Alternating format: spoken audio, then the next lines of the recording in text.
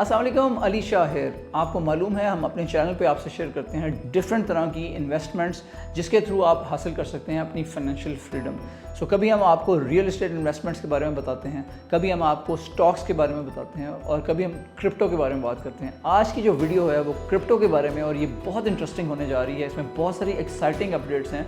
पूरी क्रिप्टो की स्पेस कहाँ जा रही है, बिटकॉइन ने अभी पिछले दिनों में कैसा परफॉर्म किया है, इथीरियम कैसा परफॉर्म कर रहा है और इथीरियम के अंदर जो बहुत ज़्यादा तेज़ी और जंप देखने में आया है पिछले 2 दिनों में, ये क्यों आया है, ये सारा आपको इस वीडियो में डिटेल से बताएंगे। So watch this video till the very and. So let's get started. Can you believe it, जो बिटकॉइन की सप्लाई कम होती जा रही है उसके साथ साथ एक्सचेंजेस में बाइनेंस से अगर आप बिटकॉइन खरीदते हैं या फिर आप कॉइन बेस से खरीदते हैं, इसमें बहुत ज़्यादा वेरिएंस देखने में आ रही है। अगर आप कॉइन बेस से खरीदते हैं तो $1250 आपको ज़्यादा महंगा मिलेगा बिटकॉइन एज़ कम्पेयर टू आप किसी और एक्सचेंज से खरीदें या अगर आप बाइनेंस से खरीदें। हिस्टोरिकली बाइनेंस महंगा होता था, लेकिन अब कॉइन बेस सबसे महंगा एक्सचेंज है बिटकॉइन खरीदने के लिए। सो बिटकॉइन के जो मंथली रिटर्न्स हैं ये मई में अभी तक 16% पॉजिटिव रहे हैं और इसकी वजह से जो अप्रैल जो बहुत अच्छा मंथ नहीं था बिटकॉइन और क्रिप्टो के लिए, जिसमें जो बिटकॉइन की वैल्यू थी वो -14% हुई थी, तो मई में वो सारा का सारा जो लॉस है वो रिकवर हो चुका है। सो अब बिटकॉइन वहीं पे खड़ा है जहां वो मार्च में था। अगर हम बिटकॉइन के इनफ्लो की बात करें तो $942 मिलियन का इनफ्लो बिटकॉइन के अंदर आया है। इसके अलावा सोलाना के अंदर $4.9 मिलियन का इनफ्लो आया है, जबकि इथीरियम में -$23.3 मिलियन का इनफ्लो हुआ है। अब हम आते हैं टॉप 50 परफॉर्मर्स।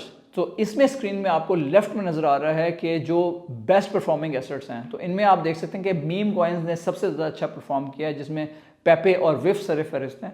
जबकि जो लूजर्स हैं वो राइट साइड पे आपको नजर आ रहे हैं, जिनमें टाओ शामिल है और सुई शामिल है और आर्बिट्रम शामिल है। इसके साथ साथ सोल में 70% का जंप देखने में आया है, इथीरियम में 27% का जंप देखने में आया है और बिटकॉइन में 35% का जंप देखने में आया है।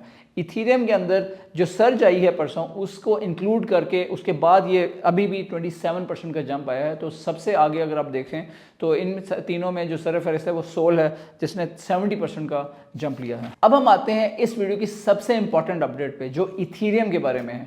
जी हाँ, इथीरियम ने पिछले 2 दिन के अंदर इतना ज़बरदस्त जंप लिया है कि तकरीबन 20 मई से लेके 21 मई के जो अर्ली आवर्स थे, 12 आवर्स के अंदर इसमें तकरीबन 18% की सर्ज आई है। और इसमें जो इतना बड़ा जंप आया है ये मई 2021 से लेके अब तक का बेस्ट जंप है। और अब इथीरियम अपनी ऑल टाइम हाई से सिर्फ $1000 अवे है। So it's very exciting. ये जंप कैसे आया मैं अब आपको इस वीडियो में आगे बताऊँ। सो इंपॉर्टेंट न्यूज़ ये है इथीरियम के बारे में कि इथीरियम का ETF अप्रूव होने जा रहा है। जब जनवरी में बिटकॉइन का ETF अप्रूव होने वाला था तो बहुत ज़्यादा एक्साइटमेंट थी। इसके साथ साथ इस वक्त इथीरियम का ETF अप्रूव होने वाला है। लास्ट वीक तक इथीरियम के ETF अप्रूवल के चांसेस सिर्फ 10% थे, लेकिन अब कुछ ऐसा हुआ है कि इथीरियम ETF अप्रूवल के चांसेस ओवर 90% जा चुके हैं। So that is amazing. इसके पीछे वजह ये बनी है कि क्रिप्टो है वो एक पॉलिटिकल इशू बन गया है। हम ये जानते हैं कि यूएस के इलेक्शंस अराउंड द कॉर्नर है। इस साल यूएस में इलेक्शंस भी होने हैं। जो क्रिप्टो की सपोर्ट है वो एक पॉलिटिकल इशू बन चुका है। Democrats have shown basically they have gone against Joe Biden as well as Elizabeth Warren to show support for crypto. और इसकी वजह से वहाँ पे एक बहुत ज़बरदस्त किस्म का बिल भी अप्रूव हुआ है, जिसको SAP 121 रिपील वोट कहा जाता है, जिसकी वजह से अब क्रिप्टो की अडॉप्शन में और ज़्यादा तेज़ी आ जाएगी। और कहा यह जा रहा है कि सिक्योरिटी एक्सचेंज कमीशन स्टाफ ने एक्सचेंजेस को मंडे को ये कहा है कि अपने एक्सचेंजेस के ऊपर जो स्पॉट ETF की लिस्टिंग है उसे कर दें, because they are leaning towards approval. और ये एक्सपेक्ट किया जा रहा है कि SEC ने जो कमेंट्स दिए हैं वो अगर रिजॉल्व कर लिए गए तो ये अप्रूवल एक्सपेक्टेड है within this week according to Barron's. आपको स्क्रीन पे ये लिस्ट नजर आ रही है कि ये वो कंपनीज हैं जिन्होंने इथीरियम ETF के लिए अप्लाई किया हुआ है। और यूजुअली ये जो अप्रूवल होता है वो पूरे बैच का अप्रूवल आता है। सो एक्सपेक्टेड ये है कि ये सारे बैच के अप्रूवल इनको अप्रूव कर दिया जाएगा। So that is something amazing, that is something very exciting. So it's an important news के जो अमेरिकन ब्लॉकचेन्स एक्ट ऑफ 2023 है, that has also been passed in the house.